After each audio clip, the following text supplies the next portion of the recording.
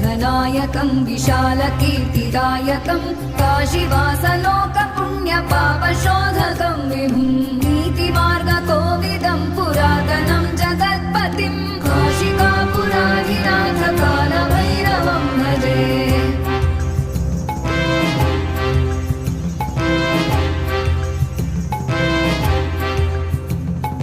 कालभैरवाष्टकं पठन्ति ये मनोहरं